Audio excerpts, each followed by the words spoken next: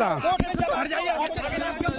सबको दिया फर्जी मुकदमा है। अरे हाथ अरे जाने दीजिए ना, फर्जी मुकदमा बता रहा हूँ। अरे फर्जी मुकदमा फंसा गया मुझे, मैं क्या बताऊँ आपको? छोड़िए, जाने दीजिए भाई। तो ये वकील था, जो अतीक अहमद का वकील है, वो था जिसको आजीवन कारावास की सज़ा सुनाई गई है।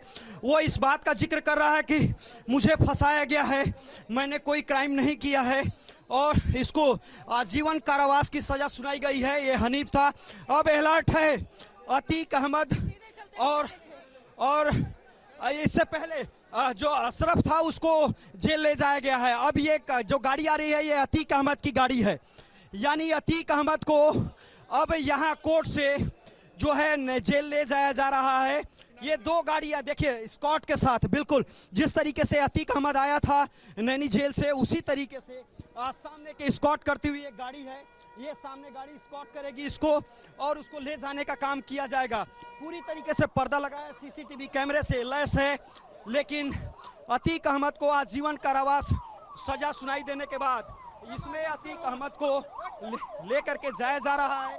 ये दो गाड़ियां हैं जो सीधे आप देख सकते हैं कि अतीक अहमद को लेकर के जाया जा रहा है और इस वक्त जो है अतीक अहमद को नैनी जेल लेकर के जाने का काम किया जा रहा है। इस वक्त हम अतीक अहमद के पीछे, काफिले के पीछे हैं। जो देखिए सीधी तस्वीर है जो नैनी जेल से अतीक अहमद को लेकर के नैनी को जो जेल है वहां पे ले जाने का काम किया जा रहा है। इससे पहले उसके भाई अशरफ को ले जाने का काम किया गया था और इस वक्त अतीक अहमद को स्कॉट करके सीधे जो है नैनी जेल ले जाने का काम किया जा रहा है। ये तस्वीर है सीधी सामने दो जो प्रिजन वैन हैं, एक में अतीक अहमद है और एक में जो है वो कह रहे हैं कि आप शामिल थे उनके आपराधिक। गलत है, झूठ है। दौलत खान को बिठाए गए थे पहले। अतीक अहमद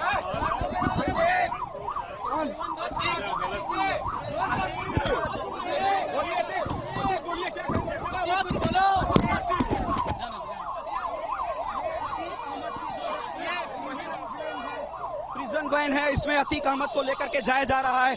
ये सामने जो सीधी तस्वीर है वो आप देखिए कि अतीक अहमद को लेकर के जाने का काम किया जा रहा है। तो नैनी जेल अतीक अहमद को लेकर के पुलिस इस वक्त निकल चुकी है कोर्ट से। तो ये सीधी जो तस्वीर है वो सामने दिखाई दे रही है कि सबसे पहले जो अशरफ था उसको यहाँ से पुलिस ले जाने का काम की। उसके बाद जो है अतीक अहमद को जिस तरीके से स्कॉट करके लाया गया उसी तरीके से एक बार ले जाने का काम फिर किया जा रहा है। तो अतीक अहमद को आजीवन कारावास सुनाने के बाद कोर्ट ने आजीवन कारावास और 1-1 लाख का जो है जुर्माना लगाया है। और अब अतीक अहमद को नैनी जेल, एक तरीके से कहा जाए कि साबरमती जेल कब ले जाएंगे, क्या प्रोसीजर है, उस पे आने वाले समय में आपको अपडेट मिलेगा। लेकिन फिलहाल जो एमपी एमएलए कोर्ट है उसने 3 लोगों को जो सजा सुनाई है उसमें अतीक अहमद, उसके साथ उसका वकील जो हनीफ था, उससे हमारी बातचीत हुई, न्यूज नेशन नेटवर्क ने बात की। उसने कहा कि हमें फंसाया गया है, जबकि उससे हमारा इसमें कोई रोल नहीं था, इस तरह का वो बात कहता हुआ नजर आया। लेकिन निश्चित तौर पे तमाम सारे साक्ष्य थे, तमाम सारे गवाह थे। उसके बाद इस तरीके से कोर्ट ने फैसला दिया है, एमपी एमएलए कोर्ट ने फैसला दिया है। तो निश्चित तौर पे क्योंकि उसमें तकरीबन 7 लोगों को राहत भी मिली है, जिसमें अशरफ जो अतीक अहमद का भाई है उसको राहत मिली है।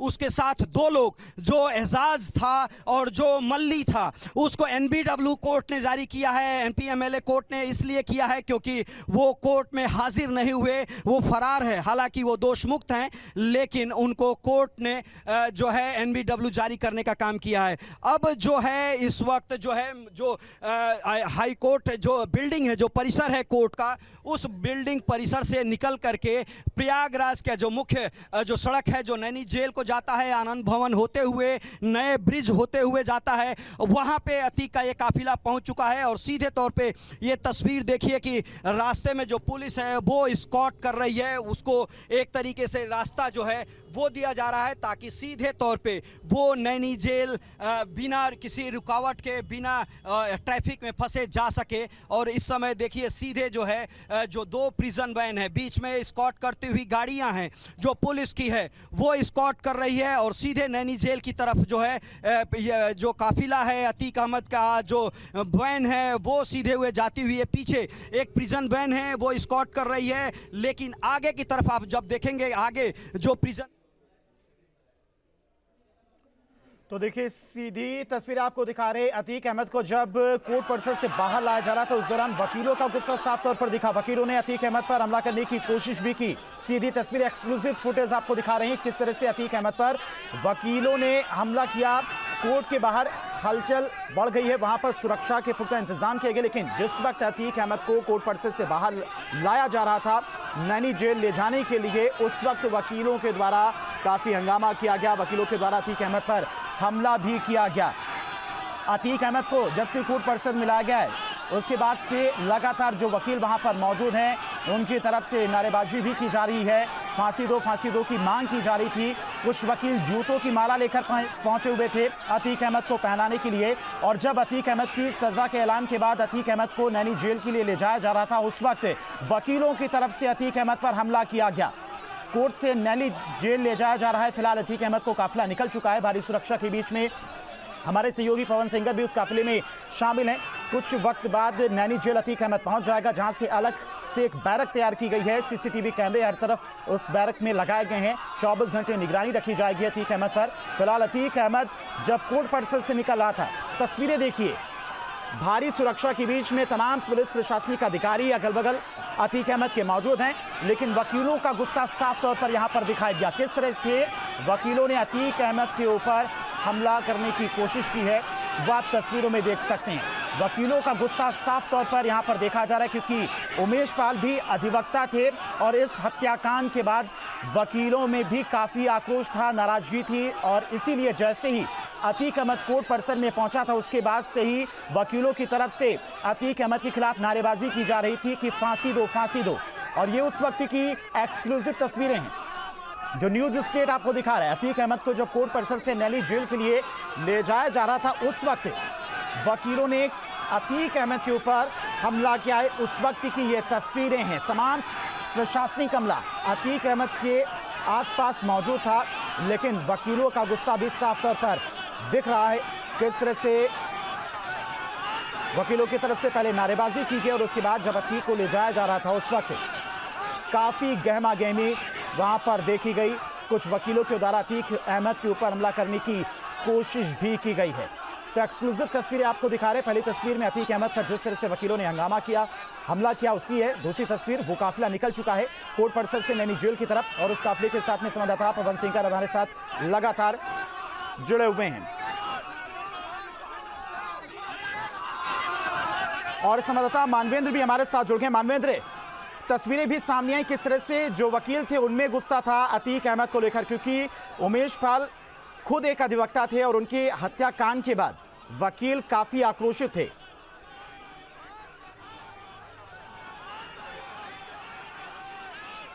जी बिल्कुल, वकीलों का गुस्सा फूट पड़ा और जब से अतीक अहमद कचहरी परिसर में लाया गया था तब से लगातार नारेबाजी चल रही थी और उसके बाद वकील इंतज़ार कर रहे थे और उनका गुस्सा उस वक्त फूटा जब अतीक अहमद को और अशरफ को निकाला गया। दोनों को वकीलों ने पुलिस की जो सुरक्षा थी उसमें धक्का मुक्की करके पकड़ने की कोशिश करी, घसीटने की कोशिश करी और जिस तरह से सीढ़ी से जब नीचे उतारा जा रहा था अतीक अहमद को तो वकीलों ने उस पर एक तरह से हमला कर दिया और बड़ी मुश्किल से पुलिस ने वहाँ से अतीक अहमद को और अशरफ दोनों को निकाला है। तो अतीक और अशरफ पर हमला किया है वकीलों ने और जिस तरह से कोर्ट परिसर के अंदर काफ़ी समय से हंगामा चल रहा था और नाराज़गी इस बात को लेकर के थी कि उमेश पाल भी एक अधिवक्ता थे और इसी के चलते वकीलों का गुस्सा जो है वो एक तरह से फूट पड़ा अतीक अहमद पर और अशरफ पर। काफ़ी देर से दिन भर की नारेबाजी के बाद वकीलों ने अतीक अहमद पर हमला बोल दिया और बड़ी मुश्किल से पुलिस ने बचाया है, कॉलर पकड़ के घसीटने की कोशिश की है। तो गुस्सा पूरा जो फूटा है वो कचहरी परिसर के अंदर जो MPMLA कोर्ट है उसके सामने की ये घटना है। जब अतीक अहमद को MPMLA कोर्ट से बाहर निकाला जा रहा था तो एक तरह से कह सकते हैं कि वकीलों की नाराज़गी यहाँ पर देखने को मिली है और चूँकि क्योंकि जिस तरह से एक अधिवक्ता थे उमेश पाल, उनकी हत्या हुई थी, उसके बाद से लगातार आक्रोश था। जो अधिवक्ता समाज है उनकी तरफ से हड़ताल भी की गई थी, धरना भी दिया गया था, और आज जब से अतीक अहमद को कचहरी परिसर में लाया गया तब से लगातार वकीलों की नारेबाजी चल रही थी। और आखिरकार जब अतीक अहमद को निकाला गया है कचहरी परिसर से, जो MPMLA कोर्ट है 2nd फ्लोर पर, उसके बाहर जब दरवाजे से सजा के ऐलान के बाद। ठीक है मानवेंद्र, आएंगे आपके पास। काफिले के साथ में संवाददाता उसके पवन बाद ये सिंगर पूरी भी घटना लगातार होगी। चल रहे हैं। कुछ ही देर में ये काफिला अतीक अहमद का नैनी जेल पहुंचेगा। पवन, नैनी जेल कितनी देर में अतीक अहमद का काफिला पहुंचेगा? साथ ही साथ नैनी जेल के बाहर किस तरह की सुरक्षा के इंतजाम, क्योंकि अलग से बैरक तैयार किया गया है। दोषी करार देने के बाद अतीक अहमद को अब उसी नैनी जेल में रखा जाना है।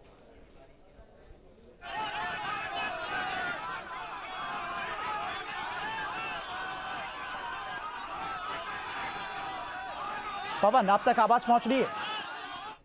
सजा हुई है उसको जेल के अंदर ले जाया जाएगा। बिल्कुल आपकी ठीक है, आवाज मुझे ठीक है। मिल रही है। मैं ये बता रहा हूं कि अतीक अहमद का जो काफिला है, जब बिल्कुल अतीक अहमद का काफिला जस्ट हम उसके बगल में है, इस आगे वाली गाड़ी में अतीक अहमद है। बताया जा रहा है कि तकरीबन 3 से 4 मिनट का और वक्त लगेगा। पुलिस जो है लगातार रास्ता खाली करा रही है कि अतीक अहमद को जल्द से जल्द नैनी जेल ले जाया जाए। वहां पे तन्हाई बैरक, स्पेशल बैरक बनी हुई है। CCTV कैमरे की मॉनिटरिंग लगातार की जा रही है।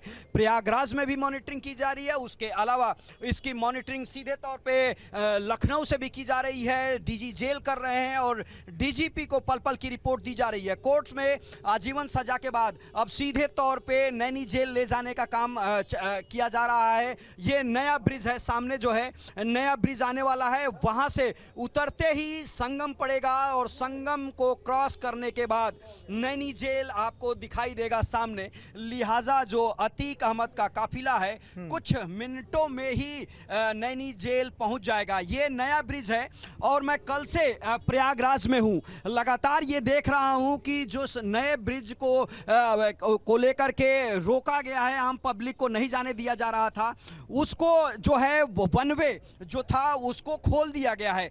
यानी जिधर से अतीक अहमद को लाया गया था उस रास्ते से ही उसको वापस ले आया जा रहा है। ये नया ब्रिज है जो एक तरफ से बंद था, केवल एक तरफ से ही यात्री आ रहे थे, लेकिन अतीक अहमद के लिए स्पेशल इस ब्रिज को खोला गया है कि उसका जो काफिला है वो जल्द से जल्द नैनी जेल पहुंचे। उसको लेकर के ये नए ब्रिज का रास्ता खोल दिया गया है। इस वक्त हम लोग नए ब्रिज पे हैं और अतीक अहमद का जो काफिला है वो चल रहा है। जैसे ही इस ब्रिज को हम लोग क्रॉस करेंगे आगे से लेफ्ट मुड़ना होगा और वो जो है संगम का जो ब्रिज है वो आपको दिखाई देगा। उस संगम ब्रिज से क्रॉस करने के बाद तत्काल जो है आपको नैनी जेल का जो परिसीमन है वो आ जाएगा, यानी दीवारें शुरू हो जाएंगी। उसके बाद मुख्य गेट से सीधे तौर पे जो अतीक अहमद है उसको ले जाया जाएगा नैनी जेल, जहां से उसको सुबह लेकर के आया गया था। तो ये काफिला जो है तेजी से आगे बढ़ता हुआ दिखाई दे रहा है। तमाम सारी जो ट्रैफिक थी उसको डाइवर्ट किया गया है। पुलिस वाले रास्ते में खड़े हैं, वो एक एक करके इस गाड़ी को रास्ता दे रहे हैं। चौराहों पे पुलिस लगाई गई है और पुलिस जो है साबरमती जेल से अतीक अहमद को पेशी के लिए लाया गया था, सजा का ऐलान हो गया है। अब फिर से उसे नैनी जेल से साबरमती जेल लेके जाया जाएगा, क्योंकि जेल ट्रांसफर करने को लेकर कोई अर्जी अभी तक नहीं दी गई है। दूसरी तरफ उमेश पाल हत्याकांड को लेकर भी माना जा रहा था कि पुलिस की तरफ से अशरफ और ये अतीक अहमद को कस्टडी में लेकर पूछताछ की जाएगी, तो उसको लेकर क्या कुछ जानकारी? हाँ देखिए, बिल्कुल ये सबसे बड़ी बात है, क्योंकि जो अतीक अहमद है एक मामले में उसको आजीवन कारावास हुआ है, लेकिन जो दूसरा हत्याकांड है उस मामले में पुलिस रिमांड लेने की प्रयास कर रही है और माना जा रहा है कि कल उस पूरे मामले पे सुनवाई है। और अतीक अहमद को साबरमती जेल ट्रांसफर करने की जो बात है, फिलहाल आज चूंकि लेट हो रहा है और उसकी सुरक्षा के कई सारे कारण हैं कि बिना पुख्ता सुरक्षा के उसको यहाँ से ले नहीं जाया जा सकता। उसी बीच में अगर रिमांड अगर उत्तर प्रदेश पुलिस को मिल जाती है, प्रयागराज पुलिस को मिल जाती है अतीक अहमद का, तो निश्चित तौर पे उमेश पाल हत्याकांड में अतीक, अशरफ और तमाम जो उसके साथी हैं उन सबों से पूछताछ होगी, उनके बारे में कड़ियां जोड़ने का काम किया जाएगा। तो निश्चित तौर पे ये मान करके चलिए कि अगर ये पुलिस को रिमांड मिल जाता है तो अतीक अहमद फिलहाल वो साबरमती नहीं जाएगा। आएंगे आपके पास वापस। मानवेंद्र भी लगातार हमारे साथ जुड़े हुए हैं और इसी दौरान उम्र कैद की सजा पाने वाले हनीफ से भी बात की हमारे संवाददाता पवन सिंगर ने, वो भी आपको सुनाते हैं। झूठा मुकदमा आज बस्ती जेल का जिंदगी में पहली बार। झूठा मुकदमा झूठा मुकदमा झूठा मुकदमा आपका का की सजा हुई। हाँ, झूठा मुकदमा कभी जिंदगी में क्राइम नहीं किया सर। आप हमेशा अतीक के गुनाहों में साथ रहे हैं। नहीं सर, कभी ने मुझको फर्जी फंसाया गया, अकेला कोर्ट में जब हट जाइए सब कुछ दिया फर्जी मुकदमा है। अरे आदेश जारी अरे जाने दीजिए ना, फर्जी मुकदमा बता रहा हूँ। ऐलान हो रहा है, क्या कहा जा रहा है? अरे फर्जी मुकदमा फंसा गया मुझे, मैं क्या बताऊँ आपको। छोड़िए, जाने दीजिए भाई। तो ये वकील था, जो अतीक अहमद का वकील है, वो था जिसको आजीवन। एक वक्त ऐसा था जब प्रयागराज में अतीक अहमद की तूती बोलती थी, उसके सामने कोई बोलने की हिम्मत नहीं जुटा पाता था। लेकिन आज कोर्ट के अंदर जब अतीक अहमद को दोषी करार दिया गया तो वो आंसुओं से रोया और बाहर इस फैसले का ताली बजाकर स्वागत किया गया। आप देखिए, ये वही प्रयागराज है जहाँ अतीक अहमद के सामने कोई बात करने की हिम्मत नहीं जुटाता था, उसके बारे में बात नहीं करता था। आज जूतों की माला लेकर आए, क्यों लेकर आए, क्या नाम है आपका? वरुण देवपाल, अधिवक्ता जनपद न्यायालय प्रयागराज। मैं इसलिए जूते की माला लाया हूं क्योंकि हमें बहुत दिन से इंतजार था कि अतीक अहमद कब मिले, कहां मिले। उसको जो नहीं सो कर दूं, मगर मौका नहीं मिला। आज मौका मिला कि सुबह से मैं यहां लेकर जूते की माला खड़ा हूं। अतीक अहमद को जूते की माला पहनाता तब वो अपनी जो है सजा सुनता तो बड़ी खुशी होती, और राजू पाल और उमेश पाल के परिवार को। बिल्कुल सीधी बात है कि अतीक अहमद का जो खौफ था उसको खत्म करना मुश्किल काम था और प्रशासन ने बहुत अच्छे से किया है। आज देखिए, उसका खौफ जब था तब था, अब कोई खौफ नहीं है। आज जो है जनता स्वतंत्र हो गई है, ऐसी भयमुक्त सरकार चल रही है कि उसका खौफ खत्म हो गया है। तो बिल्कुल अतीक अहमद को खत्म करने से ज़्यादा मुश्किल अतीक अहमद के साम्राज्य को, माफिया साम्राज्य को, उसके खौफ को खत्म करना था, और वो बहुत अच्छी तरीके से किया गया है। कानून के दायरे में रहते हुए और कानून का डंडा अतीक अहमद पर चला है। उससे उसे अंदाज़ा हो गया कि कानून जिससे वो खेला करता था किसी ज़माने में, वो कितना शक्तिशाली है। और जब ये कानून का डंडा अतीक अहमद पर चला तब उसकी आंखों से आंसू भी निकल पड़े। एक व्यक्ति विशेष जिसको सजा हुई है वो अपनी जिंदगी भर जेल में ही काटेगा। अब ये जजमेंट पे डिपेंड करता है, यही हुआ होगा। कैपिटल अगर नहीं दिया है, अगर आजीवन दिया है, तो यही हुआ होगा जिन पे दोष सिद्ध कर दिया है। सर, ऐसी बात भी सामने आ रही है 14 साल अगर लिखा होगा जजमेंट में तो जरूर हुआ होगा। आप ही इंटरव्यू दे रहे हैं। सर, अतीक को क्या वापस साबरमती शिफ्ट करने की भी बात है? देखिए, ये डिपेंड करता है because it was supreme court who has ordered for the shifting. Supreme माननीय सर्वोच्च न्यायालय ने शिफ्टिंग का ऑर्डर दिया था। अब बीच में क्या चीज कहाँ हुई है ये मैं नहीं बोल सकता, लेकिन अगर है जहां से आपने वारंट्स लिया है, वारंट्स एग्जीक्यूट हो गए हैं, तो फिर आपको फिर वहीं पे दिया जा सकता है, ऐसा मेरा एक्सपीरियंस बोलता है। सर, अशरफ को एक्विटल कैसे देखते हैं? कहाँ? देखिए, ये आप लोग बताने की जरूरत नहीं है। जो हत्याएं हुई हैं, एक्विटल वाटर टाइट केस नहीं था, साक्ष्य नहीं मिले होंगे, इसीलिए हुआ है। हो सकता है सरकार इसको अपील में चली जाए। The government is going to go before the honourable high court against the acquittal order. Sir, Supreme Court ने इनकी उत्सुकता नहीं सर, बताइए सर। 3 लोगों को सिद्ध दोष किया गया है और उसके बाद 3 लोगों को सिद्ध दोष किया गया है, जिसमें एक सरश्री अतीक अहमद, सरश्री दिनेश पासी और खान सोलत हनीफ को। उसके पश्चात इनको सजा सुनाई गई है। सजा जो सुनाई गई है 364(a) के अंतर्गत आजीवन कारावास की, अधिकतम सजा वही है। और बाकी में 1 लाख रुपए का छजपूर तीनों आदमियों को देना पड़ेगा, 1-1 लाख रुपया। सूक्ष्म ये दंड प्रक्रिया संहिता में ये दिया गया है, विकल्प की आदेश के खिलाफ पुनर्वाद होता है, अपील होती है। तो यानी कि आप हाई कोर्ट में अपील करेंगे? हाई कोर्ट में होगा ही, और कहीं दूसरी जगह अपील नहीं हो सकती। लेकिन लगता है आपको कि कानूनी रास्ता खुला हुआ है, क्योंकि अब तो उम्र कैद हो गई है और अभी यूपी पुलिस ने एक जब तक सिद्ध दोष अंतिम नहीं हो जाता है तब तक वह व्यक्ति निर्दोष होता है कानून की निगाह में। सर, लेकिन यहाँ पर तो ये कहा जा रहा है कि बहुत सारे जो कहा जा रहा है वो गलत कहा जा रहा है। मुझसे आप पूछ रही हैं तो मैं बता रहा हूँ कानूनी चीज। लेकिन ये भी यहाँ पर कहा गया कि भाई जिनके खिलाफ एविडेंस नहीं थे उनको दोष मुक्त कर दिया गया, लेकिन दिनेश पासी, हनीफ खान और अतीक के खिलाफ प्रॉपर एविडेंस थे, जिसके बाद ये सजा सुनाई गई। तो आपको लगता है कि जो बात आपने रखी वहाँ पर ठीक से रखा नहीं रखा, या फिर अभी आगे आप लोग क्या करेंगे? न्यायालय के निर्णय की आलोचना नहीं की जा सकती। अगर न्यायालय के निर्णय की आलोचना किया जाना अवमानना अधिनियम के अंतर्गत दंडनीय है, उसको चुनौती दी जा सकती है अपर न्यायालय में। कब देंगे आप लोग? कुछ स्ट्रेटेजी बनाई है आपने? कितने दिनों के अंदर करेंगे आप लोग? क्योंकि आज तो फैसला अभी प्रतिलिपि मिलेगी, तैयार होगा तो उसके बारे में भविष्य तो अंधकार है ना। सर अतीक को क्या साबरमती सर शिफ्ट करेंगे अभी आपके बारे में? क्योंकि सुप्रीम कोर्ट अभी ऑलरेडी सुप्रीम कोर्ट की गाइडलाइंस के अकॉर्डिंग अभी साबरमती में है, तो क्या अभी आज सजा मिलने के बाद साबरमती लेके जाया जाएगा या जो सर्वोच्च न्यायालय का निर्णय है, सर्वोच्च न्यायालय के निर्णय की माना जाएगा, यानी कि साबरमती ले जाया जाएगा?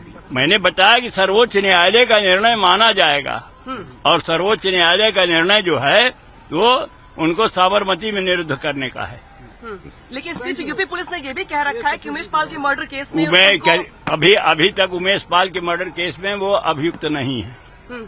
लेकिन पूछताछ की परमिशन तो मांगी न गई, कतई नहीं दी जा सकती है जब तक कि वो अभिरक्षा में न रहे कानून की निगाह में। सर अशरफ का साथ क्या होगा? तो अशरफ दोष मुक्त कर दिए गए। तो क्या आप बरेली लौट जाएंगे वापस बरेली जेल में? निश्चित रूप से।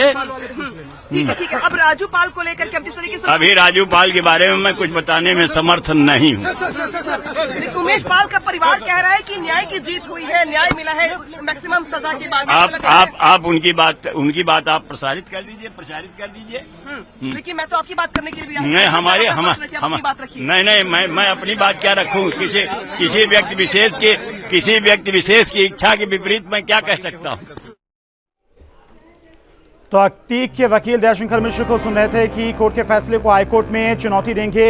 अतीक के वकील की तरफ से कहा गया कानूनी रास्ते खुले हुए हैं। अतीक अहमद को उम्र कैद की सजा के ऐलान के बाद अतीक के वकील दयाशंकर मिश्र की तरफ से बड़ा बयान सामने आया। उन्होंने कहा कि कानूनी रास्ते अभी खुले हुए हैं, कोर्ट के फैसले को हाईकोर्ट में वो चुनौती देंगे। जैसे भी दे, जिस तरह से देना चाहे वो उनके ऊपर है और मैं फांसी की ही मांग करूंगी उनसे। फांसी को कोर्ट देगा, सरकार देगी, जो भी होगा जजमेंट यही सब है। न्यायपालिका हो चाहे शासन प्रशासन हो। बस ठीक।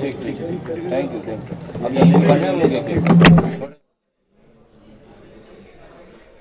तो उमेश पाल की पत्नी की तरफ से कहा गया है कि फांसी की सजा होनी चाहिए अतीक अहमद को। हालांकि कोर्ट की तरफ से उम्र कैद की सजा का ऐलान किया गया है। सुने थे आप उमेश पाल की पत्नी और उमेश पाल की मां मौजूद थी। उमेश पाल की मां की तरफ से कहा गया कि मेरा बेटा शेर की तरह लड़ा और कहीं न कहीं से उनको लग रहा था कि जिस हिसाब से जिस मुकदमों में गवाहों ने बयान दिए हैं अपने मायूस थे कि सजा कहीं न कहीं से सजा जरूर होगी। कितने गवाह पेश किए गए थे? हम लोगों ने अभियोजन ने 8 गवाह पेश किए। 8 गवाह बिल्कुल इंटैक्ट थे और उन्होंने बिल्कुल बढ़िया ढंग से गवाही दी। की तरफ से कितने गवाह थे? 51 गवाह उन्होंने अपने डिफेंस की तरफ से पेश किए। उसमें ज्यादातर जो है अपराधी प्रवृत्ति के लोग थे जिनका आपराधिक इतिहास था। 51 गवाह जो है पेश किए थे उन्होंने। और इस मामले में अब कोर्ट ने कहा है कि सजाएं जो है एक साथ चलेंगी, ये भी कहा है। आजीवन कारावास से सबसे बड़ी सजा होती है और सारी धाराओं में सजा हुई है। 147 में, 148 में, 149 में, 323 में, 341 में, 342 में, सारी धाराओं 506 सब क्लास 2 में सारी धाराओं में सजा सुनाई गई। के वकील कह रहे हैं कि हम हाई कोर्ट जाएंगे। हम लोग भी पीछे से जाएंगे, शासन भी जाएगा। ठीक है। जो इस वक्त सरकारी वकील सर प्रोसीडिंग के बारे में बताइए सर।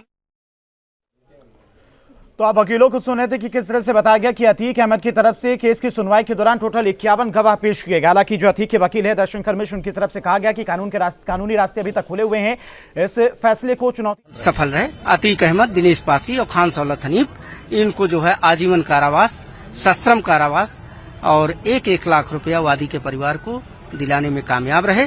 शेष अभियुक्त जो है कोर्ट ने बरी कर दिया है। कोर्ट का आदेश का अध्ययन करने के बाद आगे की कार्यवाही, आगे की रणनीति तय की जाएगी। सर अशरफ का भी इन्वॉल्वमेंट बहुत ज्यादा बताया जा रहा था, लेकिन एक्विटल हो गया सर। अशरफ उस समय जेल में था और उसका रोल जो ये था कि उसने अदालत के से एविडेंस लिया है अशरफ के खिलाफ। वो जजमेंट पढ़ने के बाद जो है हम लोग इस निर्णय पर पहुंचेंगे कि कोर्ट ने क्यों उनको जो है बरी कर दिया। अशरफ की जो पिस्टल थी वो बरामद की गई थी और वो घटना में इन्वॉल्व था उनका हथियार पिस्टल। अशरफ जेल में जरूर थे, हाँ, लेकिन उनकी पिस्टल जो है आगे की स्टेप क्या होगा? हर स्थिति में एक अपराधी को हम प्रदेश के बाहर और जेल में आज जो है जो छूटे हुए हैं उनके बारे में भी आगे की कार्यवाही के बारे में सोचेंगे। सर अतीक को वापस साबरमती भेजा जाएगा सर? अभी तक तो यही है, उनको साबरमती से जेल से लाया गया है, इस वजह से साबरमती जेल ही वापस भेजा जाएगा। सुप्रीम कोर्ट का माननीय सुप्रीम कोर्ट का आदेश है। सर और इसके बारे में थोड़ा और डिटेल में थोड़ा सा बताइए सर, अंदर क्या क्या हुआ सर, स्टार्टिंग से अगर बात की 2009 के बाद किस तरीके से ये इस मुकदमे को हम लोग आगे ले गए। जो भी इस कोर्ट का आदेश होता था उसके खिलाफ एक्यूज पर्सन हाई कोर्ट और सुप्रीम कोर्ट तक जाते थे। लास्ट में जाकर के अभी सुप्रीम कोर्ट ने 6 सप्ताह का समय दिया एमपी एमएलए कोर्ट को कि 6 सप्ताह के अंदर जजमेंट करके इस केस का हमको इंटीमेट करिए। ये माननीय सुप्रीम कोर्ट के आदेश के तहत तब जाकर के इस मुकदमे का निस्तारण हो पाया। क्योंकि एक्यूज 10 एक्यूज थे, इतने प्रभावी थे कि कोई न कोई प्रार्थना पत्र दे करके मुकदमे में यहां से लेकर के सुप्रीम कोर्ट तक उसको लिंगर रखना चाहते थे। लेकिन माननीय हाईकोर्ट ने 2 महीने का समय दिया डिसाइड करने के लिए। फिर अतीक अहमद उस ऑर्डर के खिलाफ चले गए सुप्रीम कोर्ट ने 6 सप्ताह का समय दिया और स्ट्रिक्टली इस कोर्ट को ऑर्डर किया कि 6 सप्ताह के अंदर इस केस को निस्तारित करके हमको इंटीमेट करिए। सर उमेश पाल की फैमिली को सर न्याय मिला? उमेश भाई बिल्कुल न्याय मिला, बिल्कुल न्याय मिला।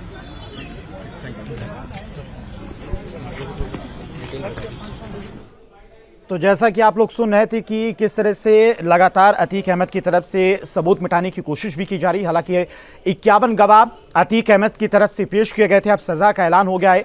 लेकिन उमेश पाल के परिवार की तरफ से कहा जा रहा है कि अतीक का खात्मा होना चाहिए, फांसी की सजा उसे होना चाहिए। हाईकोर्ट कोर्ट की तरफ से हालांकि अतीक अहमद समेत 3 को उम्र कैद की सजा सुनाई गई है। जो अतीक के वकील हैं उनकी तरफ से कहा जा रहा है कि कानूनी रास्ते खुले हुए हैं, वो हाईकोर्ट का रुख करेंगे। जो आज फैसला आया है इस फैसले को हाईकोर्ट में चुनौती दी जाएगी।